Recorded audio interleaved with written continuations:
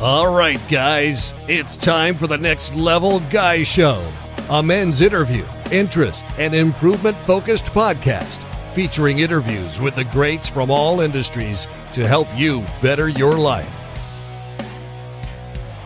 Each week, a new episode features an interview with one of the greats, covering all aspects of their story, from life hacks to tips and protocols that have allowed them to live life on the next level. We then highlight concrete action steps that you can use to improve your life. And now, your host, Ian Dawson Mackay.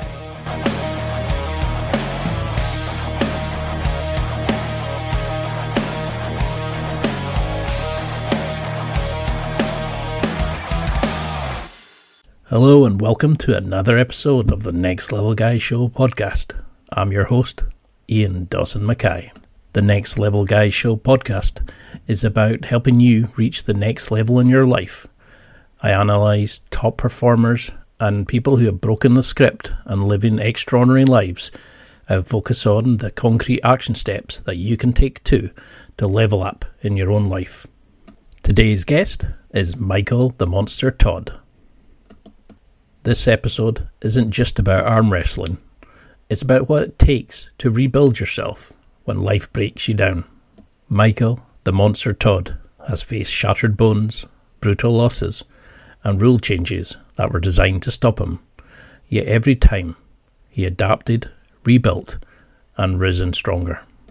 Meet Michael, the Monster Todd, a world champion arm wrestler, founder of the Monster Factory, and proof that grit, faith, and consistency can turn your pain into true power.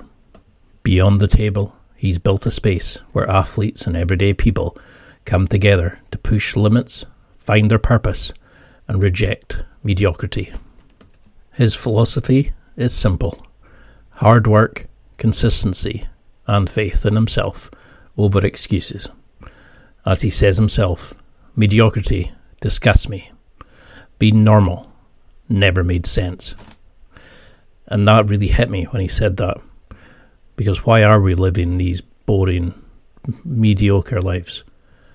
Let's break the script and let's start living extraordinary lives.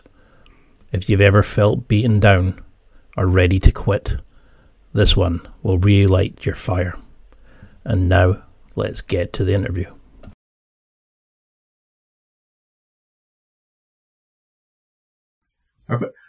So, if you ever heard somebody describing you at a bar, what would you want them to say? Like, what would you want them to hear them describe you as? Oh, man, I don't know. Describing me, I don't know about a bar, but wherever. I mean, I'm a very honest person. I'm very transparent. I try to treat people the way I want to be treated. Consistency. I'm extremely consistent. You know what I mean? I don't think I'm necessarily genetically gifted to excel in this sport. I just had a disgust for losing that outweighs my opponent's desire to win. So I'm a hard worker and I'm consistent, you know. So I don't know. I've never had anybody ask me that question. Well, you get these sort of morons who assume that, you know, sort of arm wrestling, it's just the stronger person wins, but it's all about technique, tactics, skills, movements, counters, etc. For those who don't really understand, you know, this sport, what is it about the sport? How's it set up? And what is it about it that inspires you so much? So I was a martial artist as a kid, and I got my black belt when I was 14 in Taekwondo. And I really thought that I was going to go into, like, action movies. I thought I was going to be this action martial arts star. But I always loved arm wrestling. And my senior year in high school, I could beat everybody in school. And I was in Botech, and they said, that guy over there is second in the state. So I went and got to the cafeteria table, and I beat him. And he said, hey, there's a tournament this weekend. You should go to it. Well, that tournament was just over 35 years ago. Like 2 weeks ago was the anniversary of that event for me. So I'm in my 36th year competing, and it's that one-on-one. I've never been good at team sports. I want to win or lose on my own merit because I know how hard I'm willing to work and how hard I'm willing to sacrifice. And I can always guarantee that my teammates are willing to do the same. So I never really liked team sports. I like individual sports.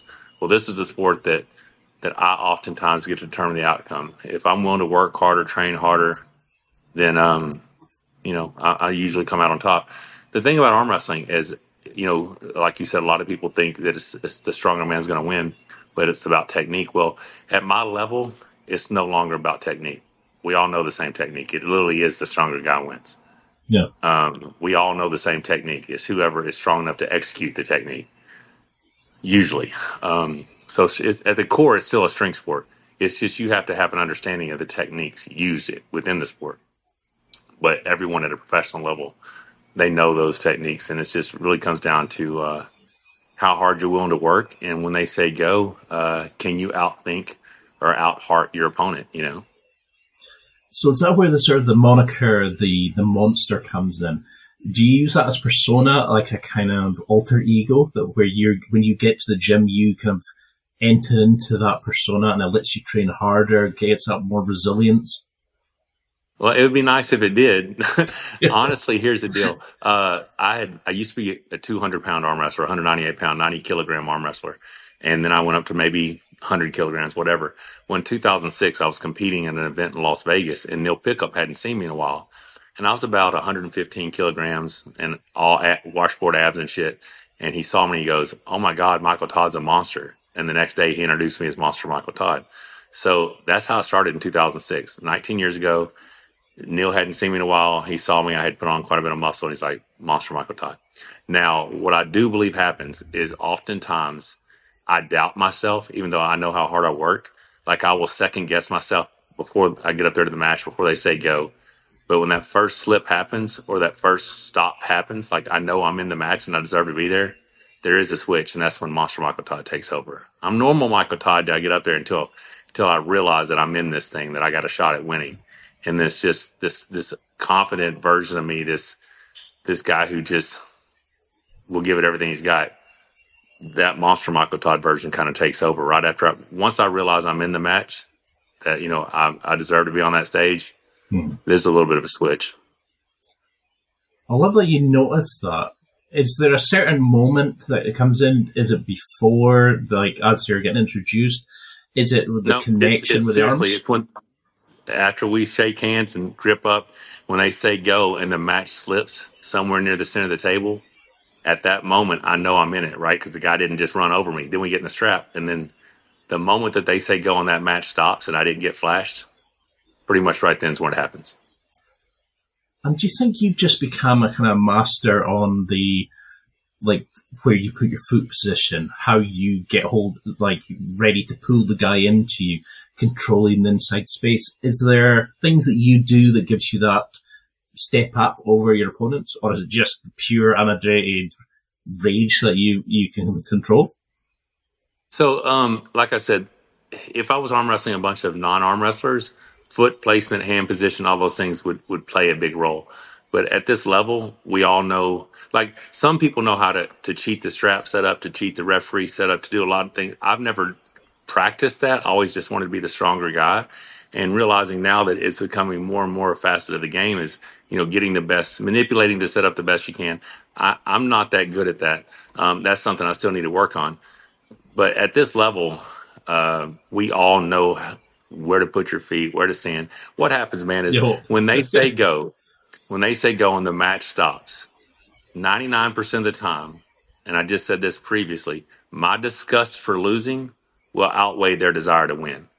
Their desire to win will give up before my disgust for losing will cave. Like, they'll want to win, but I'm gonna put them in deep water, and I'm gonna bleed them out. And oftentimes, you see that level of just confusion and just like, what am I in for? Because they'll get me so close to beating me, and they think they're there, and then they still have that another half an inch or an inch to go, and they can't figure it out. And then you just see this state of bewilderment take over, and that's oftentimes when I shine. I love that. Because I love how you talk about it's mindset over muscle, where you say it's more than strength, it's that kind of will. How do you work on that? Because you push yourself so hard in the gym, but how on earth do you keep challenging yourself so this love of winning, this pursuit of avoiding losing comes in? How can we adopt that mindset? So for me, it's always just been, I'm never in competition with other people. I'm always in competition to be the best version of me possible. So every day I wake up, I just try to be better. I try to get one step closer to being a stronger version of me, a healthier version of me, a better husband, a better, brother, son, father, whatever, grandfather. I got 5 grandkids. It's just, and I tell people, I say this all the time. People wonder what it takes to be a world champion or, at anything. It's no different than what it takes to be a successful businessman, to be a multimillionaire or billionaire. It's just whatever your priorities are. Mine are God, family, getting in shape, God, family, training, right? If it's not in your top 3 of priorities, you're probably not going to be super good at it, But if you prioritize whatever that goal is, whether it's financial security, whether it's success in a sport or whatever that goal, as long as it's in that top 3 or top 4 or 5 of your priorities, and you're going to consistently put work into reaching that and accomplishing that goal, that's what it's just consistency. It's like people have, the whole thing about the iceberg. You see the iceberg, but underneath it, you see a much larger portion, or you see the duck floating on the water, but underneath his feet are just kicking. You don't see all the hard work that it takes to be the champion. You see the gold medal, you see the crown, or you see the belt or whatever. But it's all the work and discipline and days that you woke up and trained when you didn't want to train and sacrifice not getting to enjoy this meal with your family or whatever because you're on a strict nutrition plan or whatever it is that you have to be to perform as a professional athlete. It's those sacrifices, but it's that daily consistent grind that is what makes you successful in life and in sports and in everything. I mean, I think you literally can just pull it out and replace it with whatever you want. And it's still the same thing. It's that consistent daily grind. Is how I think people become, because why be ordinary if you have a chance to be extraordinary? And I feel like God blessed me with an opportunity to be extraordinary. I feel like I'm being disrespectful to my Lord and Savior if I don't fulfill my potential. And I think my potential, I've never thought I was better than anybody, but I felt like my best was as good as anyone else's. So when I would see other people achieve something, I celebrated their success. I wasn't envious of it. I thought, well, hell, if they can do it, I can do it. I just got to want it bad enough. I got to work hard enough. And I've always just been that way. I mean, that says no matter how many times I get knocked down, I just get back up, I mean, that says more about your character, that strength of personality of your desire, so that you only focus on yourself, that you can actually be happy for others. I mean, do you see that with other people who are the also runs, the ones who are always jealous, comparing? How do you get them to focus on that goal against who they see in the mirror? Well, so a lot of it for me, when I talk to people who have that, because we live in a world now where you don't see as much people celebrating other people's success, right? Yeah. We look around on social media and we see this, we say that. When we see somebody have something bad happen to them, they celebrate it or they laugh about it. And what I tell people oftentimes is, why are you wasting your energy on someone else?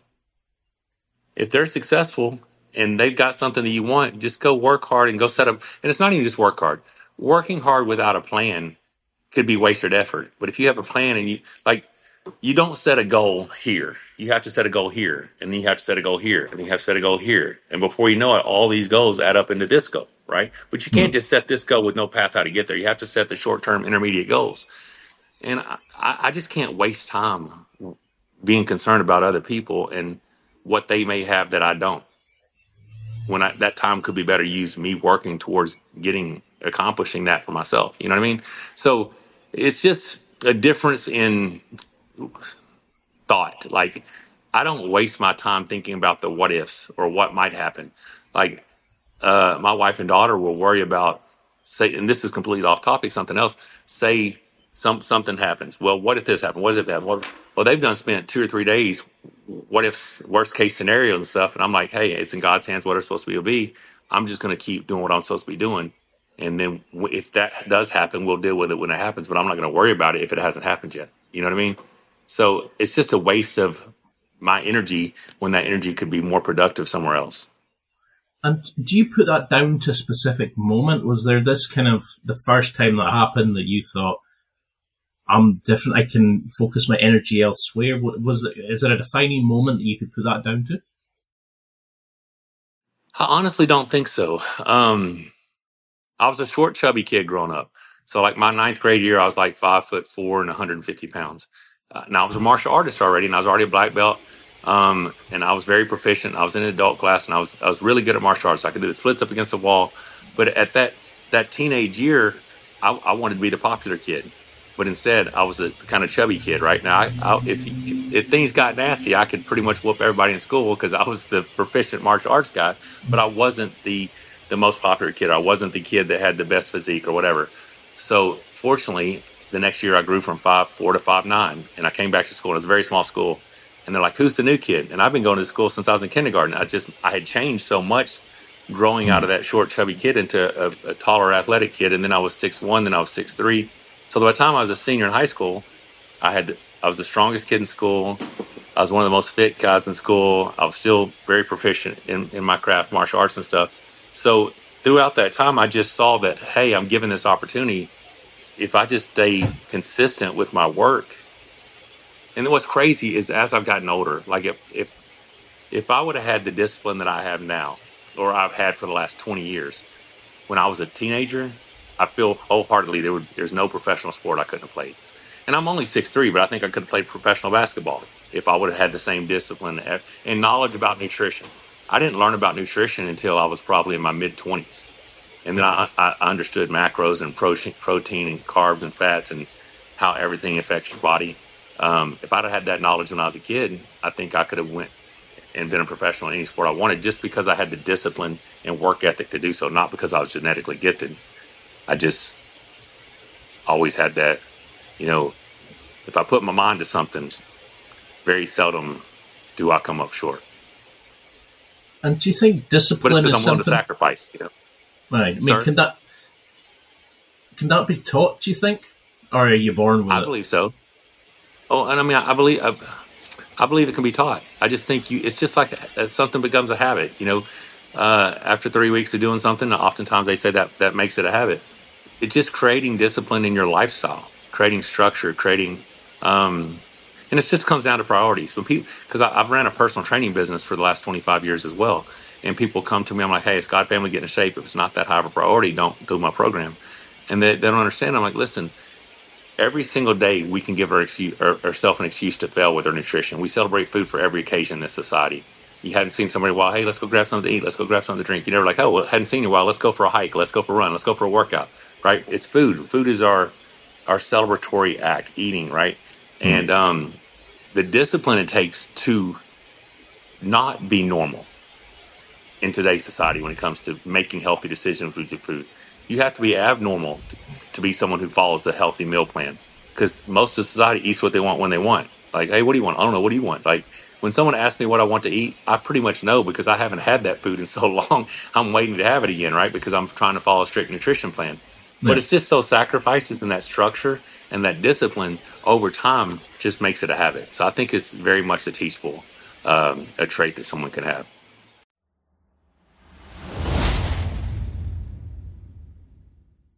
It's time for a quick break. There are millions of potential products to buy, so how do you know which ones are worth your hard-earned money? Simple. You go to nextlevelguy.com/affiliates and explore those that will transform and improve your life. You'll find deals, listener exclusives, and special offers with some great companies. Recommendations are 100% honest and only on items Ian has tried or believes in. The companies showcased will make you a better man in all areas of your life. Simply go to nextlevelguy.com/affiliates and level up.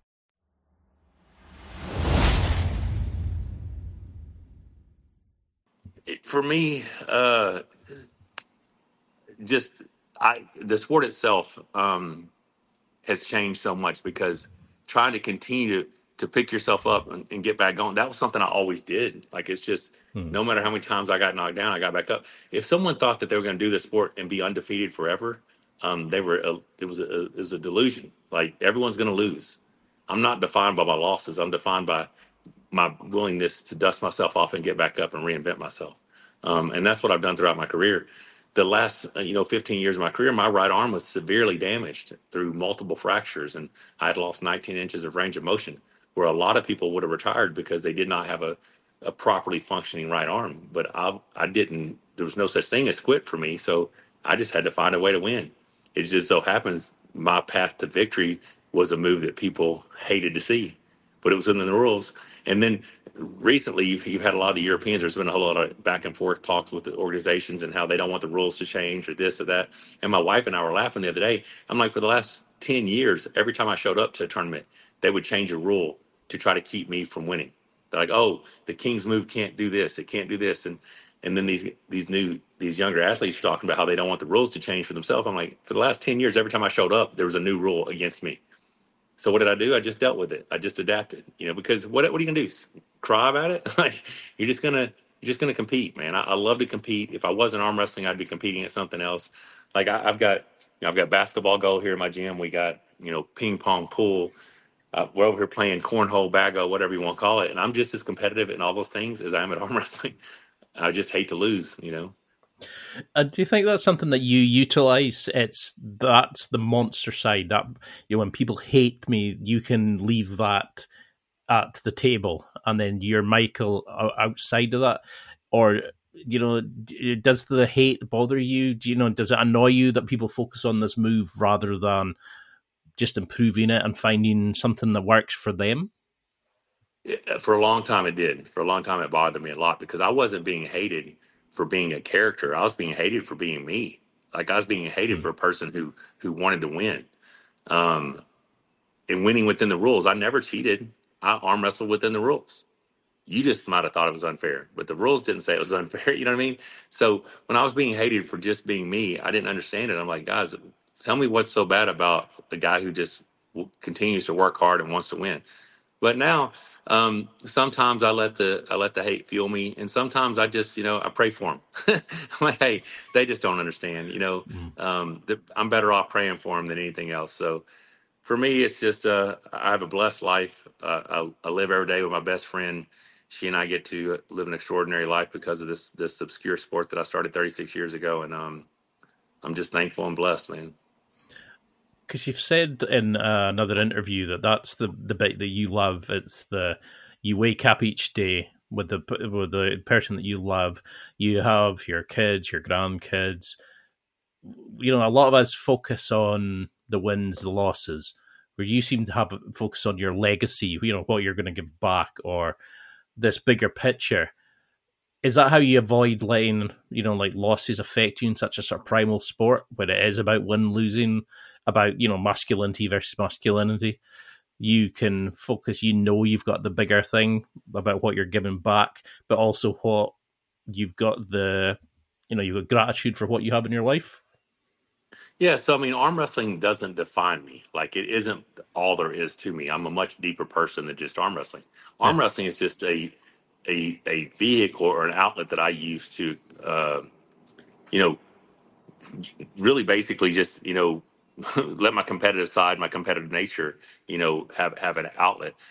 But, at the end of the day, if my entire life was based on wins or losses, that would be a pretty shallow life, right? I wouldn't have a whole lot of, to me, it's just, I'm going to win or lose.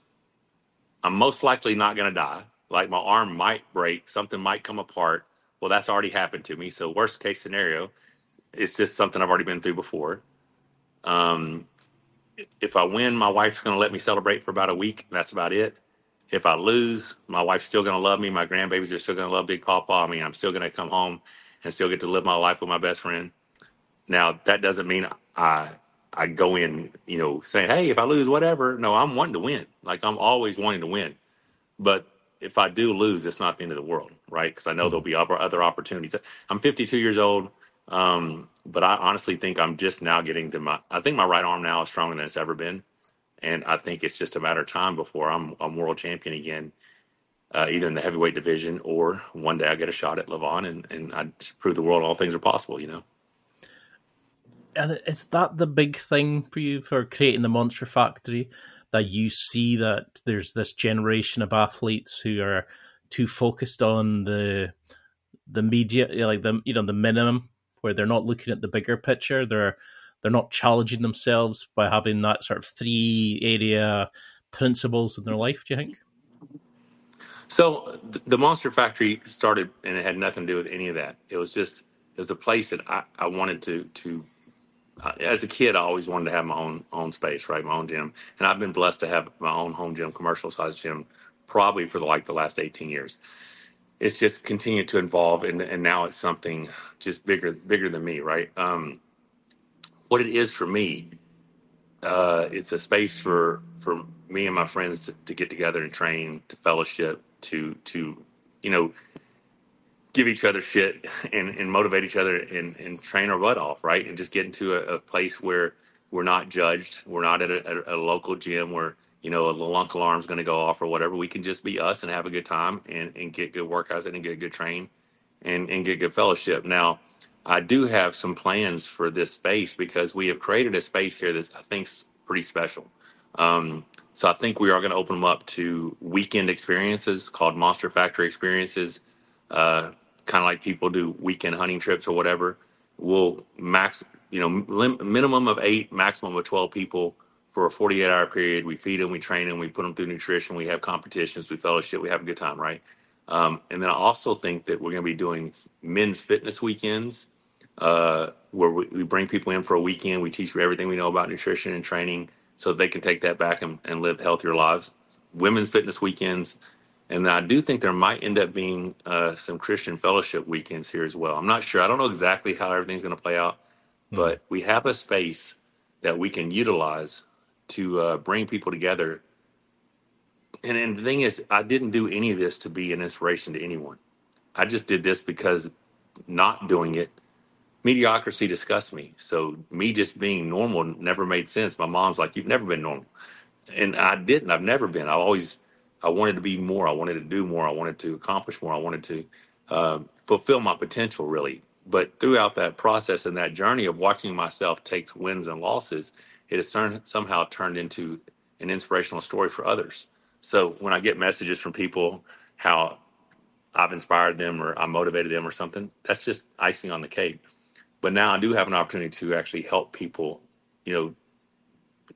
supersede my level of success, do more than I did, and all it is just teaching people principles that I've lived most of my life by. And it's just hard work and consistency, right? And creating that habit. So I don't know, man, I don't know what God's got in store for me. I know we're blessed where we're at right now. I know I have several doors that look like they're about to open for some pretty cool stuff to happen. But at the end of the day, I'm still training every day, trying to get that world title back. The East versus West world title is the only world title from the professional leagues that I've never won. And honestly, it's probably because since they came into inception, I've had injuries and, nerve damages and all that stuff. And now that I have a healthy arm, I think I can go down to heavyweight if I want to and become the heavyweight world champion. And I also think although it might be slim in most people's minds, I really want to pull Levon. I want to see if a 6 months prep me fully focused on a match with Levon can do what most people think is impossible, and that's beat Levon. So we'll see. Do you think that's something that sets you aside? Because when you look at your social media, you've made some amazing transformations. You've gone from being the chubby kid, as you called it. I mean, I'm still the chubby kid now, to this ripped mass of controlled anger and pure talent on the mat. But you've come back from the gnarly things. You've treated the sport not like a sport, almost like a craft.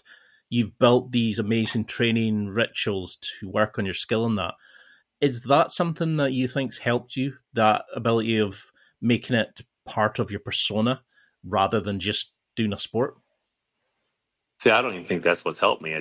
That's the only reason I'm able to achieve the level of success that I have is because, like I said, I wasn't genetically gifted. I wasn't someone who, if I did not treat myself like a professional athlete, I would not have this level of success. So all those things kind of went hand in hand. Just me taking a very professional approach to being the best version of me that I could be is what's allowed me to have the success that I've had. I got a lot of friends who can go out and party and drink and eat like crap and whatever and still show up to tournament and still be one of the top guys. I've never been that dude. I have to be, my nutrition's got to be on point. My sleep's got to be on point. All these things have to be in order for me. And as an aging athlete, as a 52-year-old athlete, I mean, I daily ice bath, hot tub, sauna. I have a hyperbaric chamber upstairs. I do everything I can for recovery so that I still can give myself the best opportunity for success. Um, but yeah, I mean, if it's just, there's really there is no Michael Todd, there is no Monster Michael Todd. I'm just all one guy. Like, it's just in certain instances that more competitive, more confident, more, and I don't even want to say aggressive side comes out that it's, I don't know, man, it's just different. So I really don't, I can't, my wife might be able to explain it better than I can, but I'm the same guy day in, day out. If something pissed me off today, 2 weeks from now, if that same thing happened again, it's most likely going to piss me off, right? Like, I have evolved and I have grown. But as far as consistency, you will never find a more consistent person than I believe I am. I'm very consistent. I'm also very black and white. Um, and I don't know why that is, and I'm also very literal. When someone's like, "Oh, I know a guy. His arms are twice as big as yours," I'm like, "Oh, he's got 44-inch arms. Those are huge. I've never seen 44-inch arms." You know what I'm saying? Because they're not being literal when they say the guy's arms are twice as big as mine. They're just saying that his arms are big. Yeah. But I heard the guy has 44-inch arms because my arms are 22 inches. So if they're twice as big, they must be 44 inches, right? Because I'm so literal. But I don't know. It's just my character, I guess, my personality. No, I think that's good. In a way, you remove the emotion from it. They're trying to be that sort of petty, pick a fight, etc. And where you're just kind of like, you just let it slide and just, yep, okay, cool. I'm just doing my own thing. I'm doing my own thing. My approach. Do you think that's like something that you could teach the people that are listening? Like, how could we ensure our sleep's dialed in? How can we make sure we're eating's on point? What have you found about consistency that are like little gems that might work for athletes who are maybe struggling in that area? So when it comes to nutrition, the best thing to do, in my opinion, is get a meal plan that you can follow, because the best meal plan is the one that you're going to stick to, right? So what might work for me may not be the one that works for you. So find the one that you can stick to, but then have a date, have a deadline to achieve whatever level of fitness that you want to achieve. Because if you don't have a hard date, you will give yourself an excuse to cheat or to fail daily, right? And the biggest thing for me is every single day I try to, even if it's all I did, I successfully ate right, I successfully did my cardio, I successfully did my nutrition, or I did my workout. I go to bed that night and I check it off, and I go to bed feeling like a success, and I'm excited about a new day. So you don't have to do it weeks at a time, months at a time. Do it one day at a time. I successfully completed a day. Okay, cool. I believe it's going to take me 90 days to achieve what I want to achieve. I'm one day closer to reaching my goal. I get through tomorrow. All right, I'm one day reaching closer to my goal. And just set yourself up for those daily successes, because the successes is what keeps you motivated and keeps you going. If a person constantly fails, they're going to give up. So make it to where you succeed. Set yourself up for success, right? But by having a hard deadline, like I tell people, do a photo shoot or do a fitness competition or do something or do some physical test on this day, so that I know that I have to be there by this day. So I'm going to do the work. I'm not going to slip. I'm not going to sack. I'm not going to, oh, well, this bad meal is not going to hurt me, or this alcohol weekend, I'm going to drink all week. And that's, if you have a deadline or a hard deadline, you don't let yourself do that. So all you're doing is teaching yourself discipline and self-control, right? And when you teach yourself that, it's no different than anything else you do in life. Like, once you get used to doing it, it's something that you can draw upon. It's a habit that you have. It's a character that you've created. Like, I am willing to do this because I've done it before. It's not going to kill me. I can do it.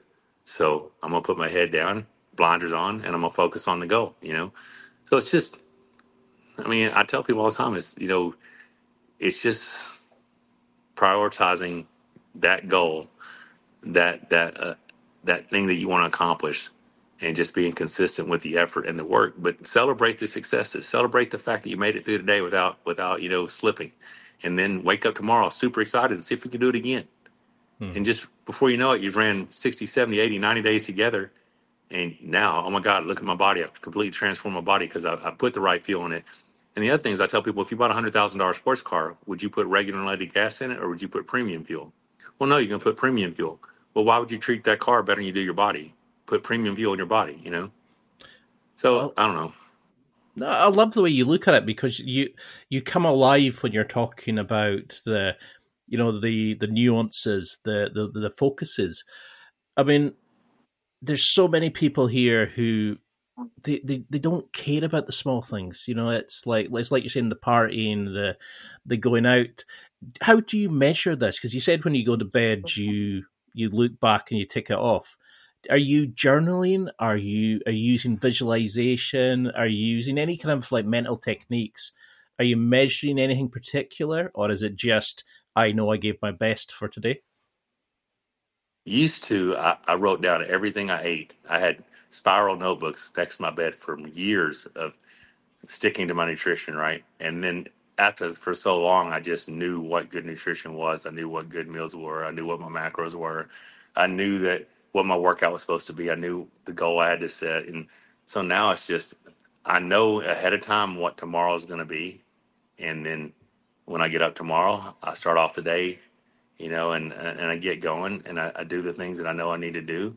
And in my free time, I might sit and watch some TV with Rebecca, or lay in the bed with my dogs, or go lay out by the pool or whatever. But I'm going to get the work done. The work's going to get done. So I don't think it's anything visual. It's a habit I've created.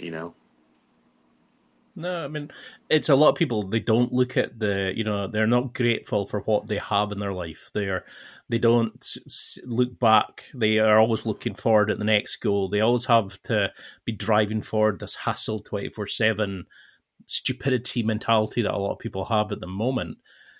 I mean, you've had to sort of step back with some injuries. You've had some fractures. You've had some gnarly injuries, as we talked about earlier. But you've taken, you've alluded to how you've worked on your kind of recovery, your rehab, your focus on yourself. Is that a big part now that you've taken sort of recovery as part of a professional athlete? You've focused on hyperbaric chambers. You've looked at stem cells. You've actually looking at you can give back. So you need to do it for the long term. Yeah. So a lot of recovery, everything else that I'm doing, it comes down to this: like, we're not promised tomorrow, right? None of us are promised tomorrow. So although I'm willing to do the work, your initial question is talking about the 24/7, 360, just always pushing, always pushing, always pushing. You have to be grateful for what's in front of you, and you have to enjoy today. So do the work, set the goal, but give yourself time to enjoy the now. It doesn't have to be about what the future holds and what these goals are. If you're just head down and only focus on that, you're missing the now. You're missing the beauty of what today is. You're missing. I tell people all the time, Rebecca and I we have a very unique relationship, which I find amazing. And a lot of people think it's weird because, we've never been apart more than 9 hours. We very rarely are apart. She left yesterday for a few hours to go help our daughter with a project that she had, and I stayed here with the dogs and did a few things around here. And we probably been apart 4 or 5 hours, but it felt so different not being together because, she's my best friend. I don't want to hear a joke without hearing her laugh. I don't want to see a sunset without seeing her reaction, but that means I appreciate the now. I appreciate what I have. Does that mean I'm complacent? No, it means I understand that life is short. So you have to enjoy what you have in front of you right now. But that doesn't mean you don't have to aspire to be better, to do more, to get more, to help more people. Like, we play the lottery 7 days a week. 7 days a week I play the lottery. And every morning when I wake up and I haven't won, I'm slightly surprised because I fully expect to win the lottery one day. Like, I genuinely think I'm going to win. But it won't change me. Like, I will help out my loved ones. We'll build some sort of a compound where all live at. And then the extra money won't be for me to live some extravagant life. It'll be what life's going to change? Who can I help? What can I do? Because I don't change.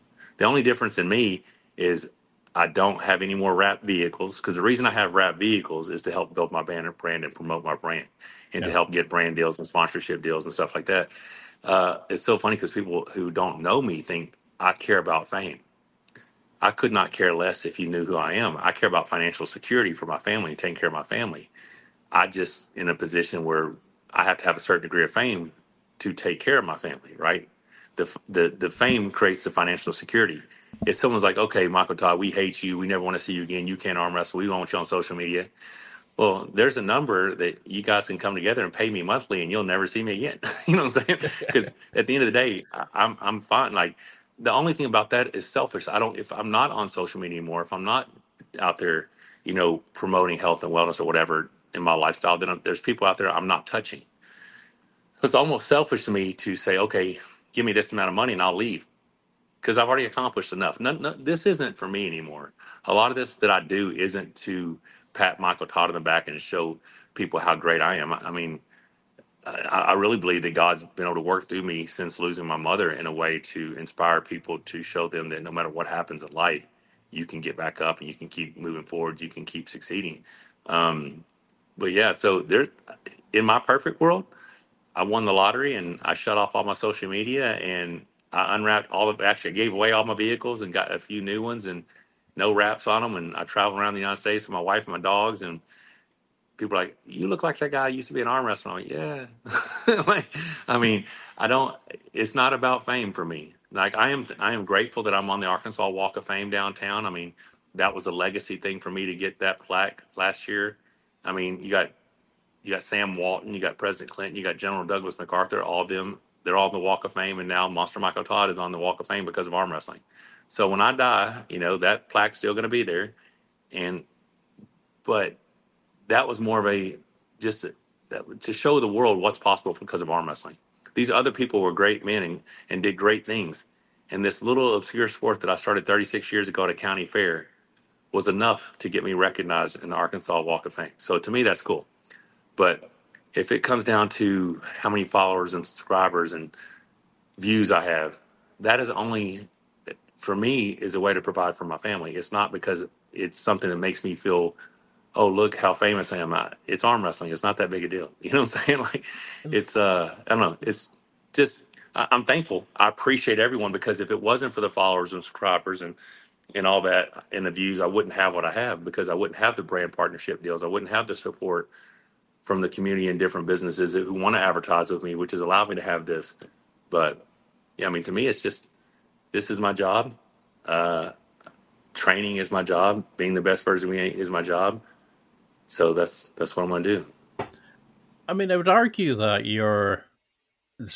the reason you're on that star is almost because of the man that you've become, as much as the sport, that you've shown people what's capable if we devote ourselves to, like, the higher principles. If we chase things in life rather than the Kardashians or the jealous of our friend because they've got a better car than us. You are driven by providing for your family, for being happy, for being the best version of yourself. For very single people like myself, have you any tips of finding our own version of Rebecca, that person that drives us, that inspires us, that you have this sort of, because you say on your website, that this is your true love of life. How can we find our own versions, people who are looking for that companion in life? So what's crazy about me and Rebecca is the first ever arm wrestling event that I went to. The first event I ever went to was the 1990 Saline County Fair. I was 17 years old. Rebecca was also, I believe she was probably 19. No, she was still 17 as well. And we didn't meet till we were 38. But the day that I was at that event, arm wrestling, she was at that same event, and this is a small town, and she was doing a cheerleading competition. But we didn't meet for 21 more years. So I don't know why it took so long. I would have loved to have met her when we were a teenager, because that's more of my life I could have spent with her. But it took us those 21 more years to find each other. So for me, I wasn't looking, I just found someone who, it was just that instant. And I'll tell you something that's crazy, because at 38 years old, I didn't realize that love could be what it is that we have. I thought you had childhood, teenage love that was just, you got that crazy feeling all over, and you're all madly in love. And then as an adult, you had a different type of love, because you have responsibilities and you have this and you have that. And it's just, the love is a little bit different. It wasn't like that giddy high school love. Yeah. But 38 years old, I found that giddy high school love again, right? She was so meant to be for us that we it was just such an attraction. We couldn't not be together, you know? So how do you find that? Man, just go out and be the best you. I mean, go out and focus on you. Don't go focus on trying to find that person. Focus on being the best version of you that you can be, and you will attract that person. You know what I mean? It's just be the best you can be. Treat people the way you want to be treated. You know, don't be an asshole. You know, I mean, don't be. I mean, often when I say focus on you, don't be self-centered. Be a good person. Open doors for people. Like it's, I don't know. I'm from the South, man, so I open doors for people.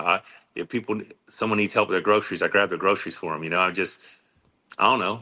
I've just always been that person, and I guess people see that when you're not looking. People see that behavior, and they're like, "Oh, okay, it's a good guy there." You know what I mean? But I don't know. I don't know how you find that person, but for me, it's when you can focus on you and be the best you that you can be.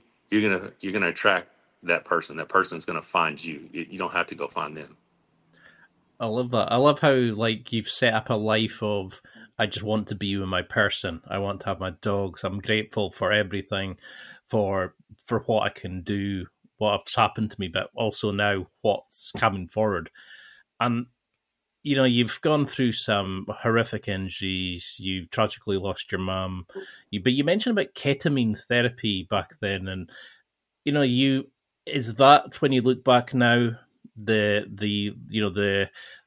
religious beliefs that you have, the love that you have with your family, looking at them as your kind of guiding rock, as much as that's kept you coming back, that you're now transitioning away from the sport, that you don't feel the need to get one more title.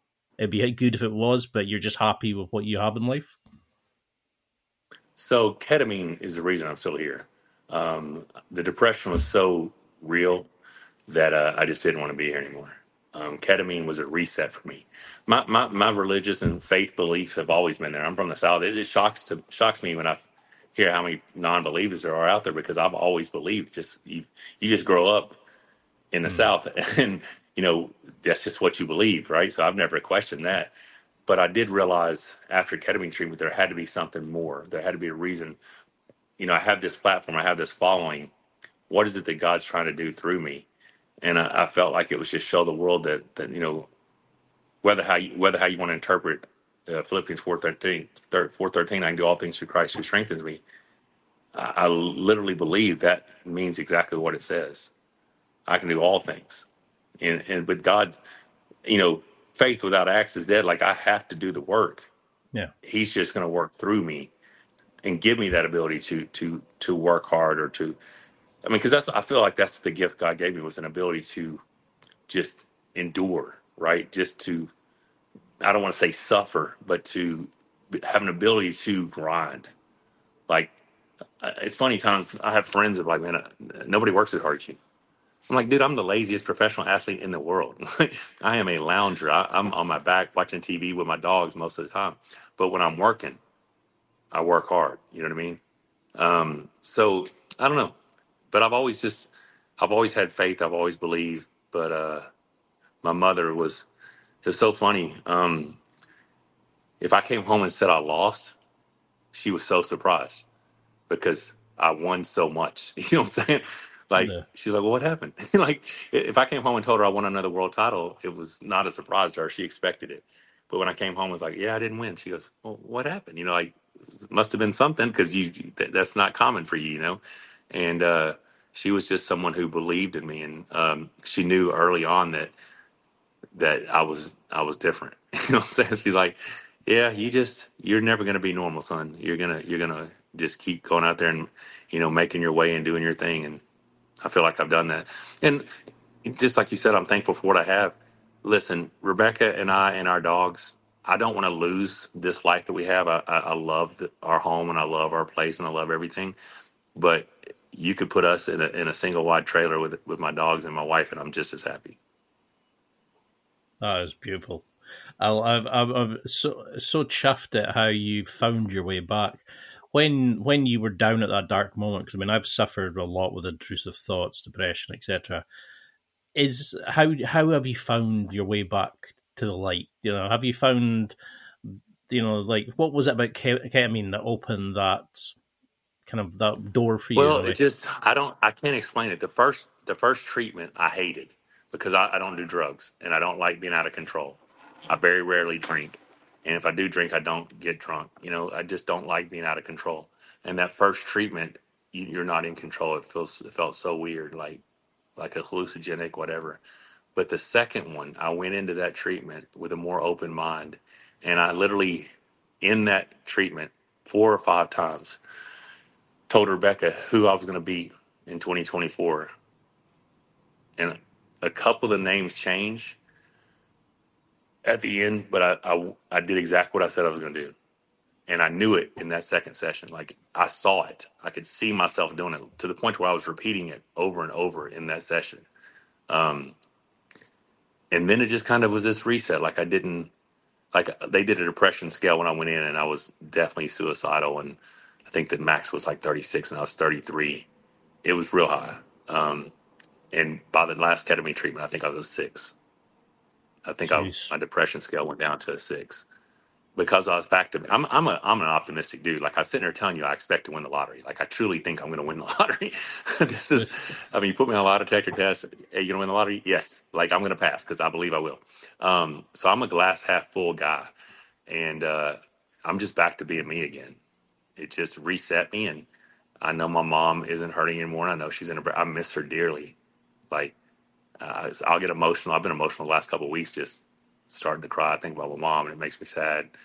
And I just miss her because I want to talk to her. But I know she's not hurting. I know she's in a better place, and I know that I was left here for a reason. And I'm just going to try to be the best me I can be. That's beautiful, and I think you are a sort of a shining light for a lot of people who are struggling. But you're also, like you could probably tell the love that she had for you and how proud she is of what you do. And I think that's what helps you is you're surrounded by your people. You have some amazing training partners, the love of your life. You focus on the relationships. Is that how you think a lot of men could improve? It's finding their band of brothers, finding the love of their life by focusing as a community and our legacy that we leave rather than what we win on the mats. I do believe you need to surround yourself around like-minded individuals, right? You hear that thing like you're the of your 5 closest friends, that's who you're going to be most like or whatever. I actually don't know how it goes. But finding people who are like-minded, finding people who are goal-oriented, finding people who celebrate other successes. It's a great group of people to be around. And when you can find that, you can help build each other up and accomplish great things. When it comes to finding your partner, your life partner, listen, mine and Rebecca's relationship, we're 24/7. Like we're together all the time. So we fight as well, but we love each other so much that it's just, we forgive each other and get over it. You know what I mean? So no relationship's going to be perfect. Ours just is, it's the best I've ever had, right? It's the best relationship I've ever had. But it's because we love each other so much and we appreciate each other so much. Straight up, I'm gonna tell you this is my, I don't have a whole lot of time left, but this is my one relationship goal. And this is loving relationship or friendship relationship. This is the one thing that I've always been. I am extremely transparent in what I need, or if you hurt my feelings. If you do something that is offensive to me or hurts my feelings or something, and I don't inform you of said act and how it hurt me, when you do it again, I'm the only person to blame. Yeah. Because I didn't tell you, you didn't know.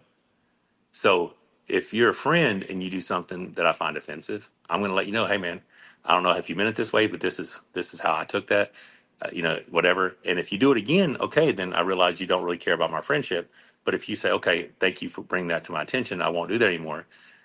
That saved me so much trouble and so much anguish. And there's never a wonder what he's thinking, wonder what he's doing. I just get straight to it. Like I don't feel like I'm a confrontational person. My wife thinks I am. I don't think I'm confrontational. I just don't like to waste energy. I would, if you text me and I text you and you text me and the text, I interpret that the wrong way, I'm going to call you and say, hey, did you mean it this way? Do we have a problem? Or did I misunderstand that? I'm not going to sit here and waste time wondering what you thought. I'm going to ask you, was this intentional Do you feel this way about me? Am I taking this correctly, or did I misread what I said? Right?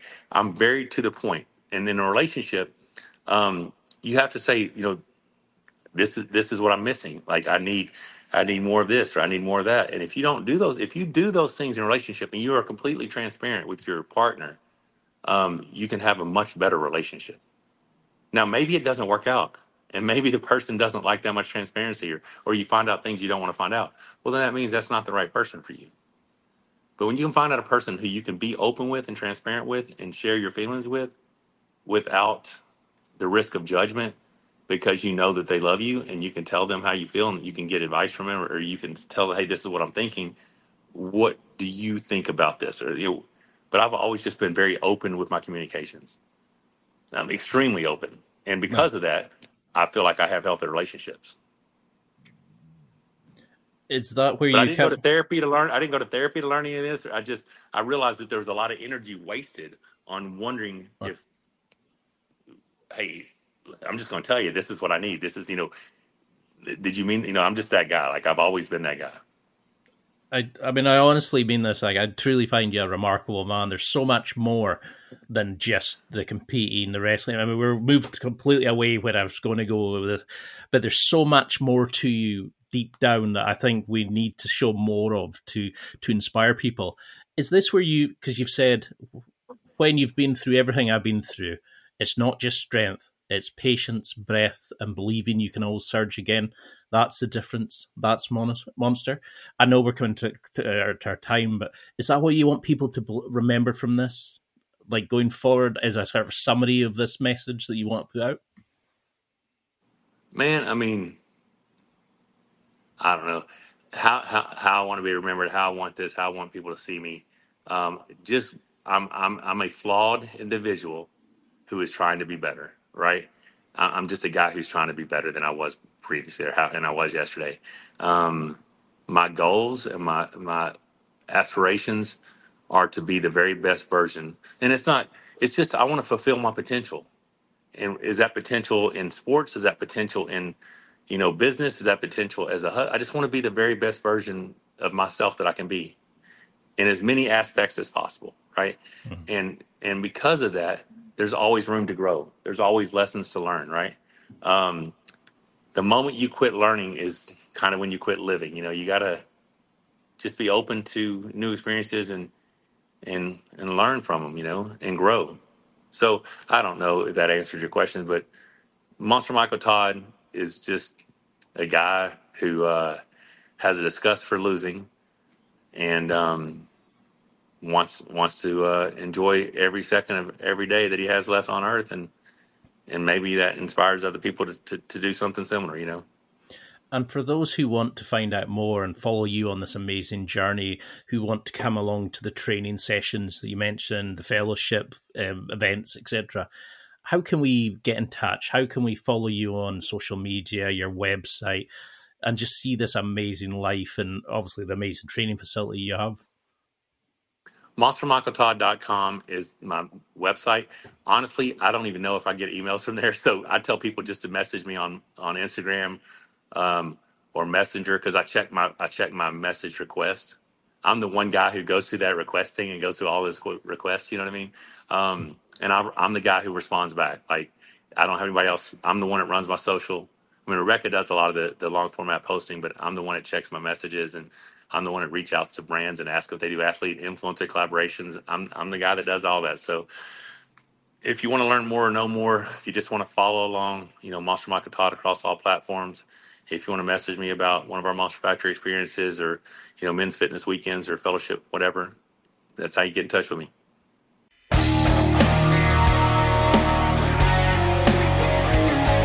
Well, that's it for another week, and thank you for listening.